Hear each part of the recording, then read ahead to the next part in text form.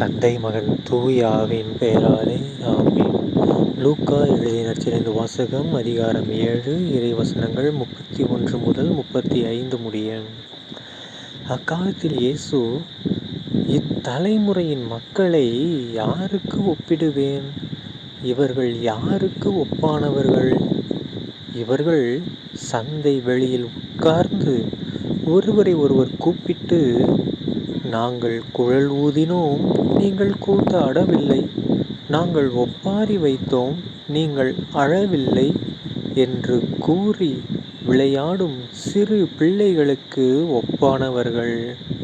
எப்படியெனில், திருமுழுக்கு யோவான் வந்தார், அவர் உணவு அருந்தவும் இல்லை, திராட்சை மது குடிக்கவும் இல்லை, அவரை பேய் பிடித்தவன் என்றீர்கள்.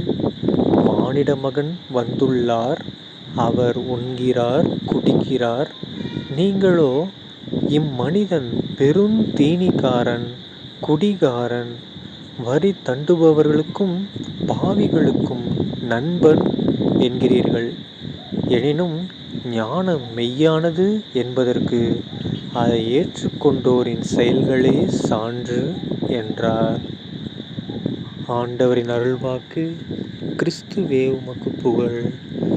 அன்பார்ந்த சகோதர சகோதரிகளே, இன்று பொதுக்காலம் 24ஆம் வாரம் செப்டம்பர் 18ஆம் தேதி 2024ஆம் வருடம் புதன்கிழமை.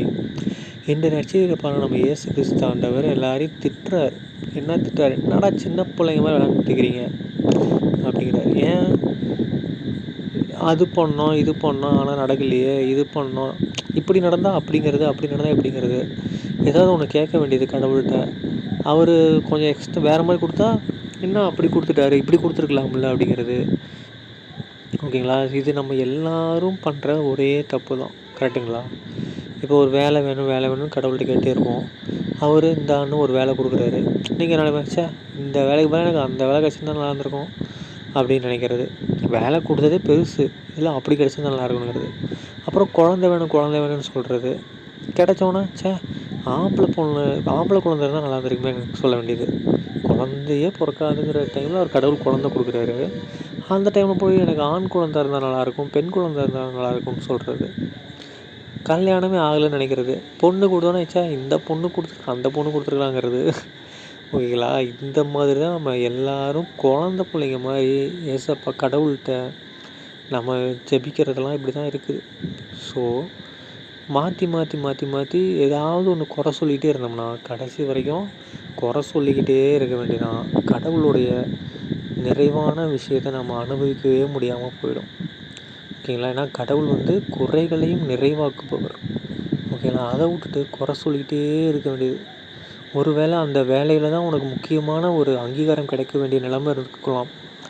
ஓகேங்களா? ஸோ அதனால கடவுள் உனக்கு அந்த வேலை கொடுத்துருக்கலாம்.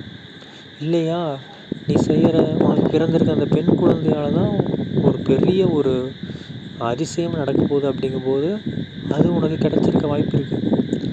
அதை விட்டுட்டு நெகட்டிவாகவே நினச்சி அந்த ஒரு ஒய்ஃபை நீ கல்யாணம் பண்ணனால தான், அந்த ஒரு புருஷனை நீ கல்யாணம் பண்ணனால தான் உனக்கு ஒரு டிஃப்ரெண்ட்டான, ஒரு பியூட்டிஃபுல்லான, ஒரு டிவைன்ஃபுல்லான ஒரு லைஃப் இருக்க போகுதுன்னு கடவுள் பிளான் பண்ணியிருக்காரு. நீங்கள் என்ன பண்ணுறது? அப்படிங்கிறது, இப்படிங்கிறது, இது குறைங்கிறது, அது குறைங்கிறது, விளையாட்டுத்தனமாக பேசிகிட்டு இருந்தா கடவுளுக்கு எப்படி இருக்கும்? கோவம் வருமா, வராதா? ஆனாலும் அவர் நம்மளை ஒரு குழந்த மாதிரி தான் நினைக்கிறேன். என்னடா குழந்தைங்க மாதிரி மாற்றி பேசுகிறீங்கலாம் சொல்கிறாரே தவிர, என்னடா லூசு மாதிரி, பைத்தியம் மாதிரிலாம் சொல்ல அவர். ஓகேங்களா? நம்மளை எல்லாரையும் குழந்த மாதிரி மாற்றி பேசியிருப்போ. இனிமேல் யாராவது குழந்தைங்க பேசி கேட்போமா? அவ்வளோவா கேட்க மாட்டோமா? அந்த மாதிரி விட்டுட்டு போயிடுவார், பார்த்துக்குங்க. ஓகேங்களா? ஸோ அதனால் என்ன பண்ணோம், இனிமேல் கடவுள் எது பண்ணாலும் நம்ம அன்னை மரியாள் மாதிரி ஒன்று ஆகட்டும், உன் விருப்பப்படி ஆகட்டும்னு சொல்லிடணும். இன்னொன்று, அதை மனதில் இருத்தி தியானிக்கணும். கடவுள் இப்படி பண்ணுறாரு, அப்போ ஏதோ ஒரு காரணம் இருக்குன்னு சொல்லி மனதில் இருத்தி தியானிக்கணும். ஓகேங்களா? அதை விட்டுட்டு புலம்பிட்டு பேசிக்கிட்டு இருக்கக்கூடாது. ஓகேங்களா? ஏன் அப்படின்னா, இதுக்கு எல்லாத்துக்கும் அதை ஏற்றுக்கொண்டோர்களே சாட்சி அப்படின்னு சொல்கிறாரு. ஸோ நாமளும் இதை ஏற்றுக்கொண்டு நம்முடைய வாழ்வையும் கடவுளுக்குரிய வாழ்வாக மாற்றுவோம். சரிங்களா? தந்தை மகன் தூய ஆவியின் பெயராலே ஆமீன்.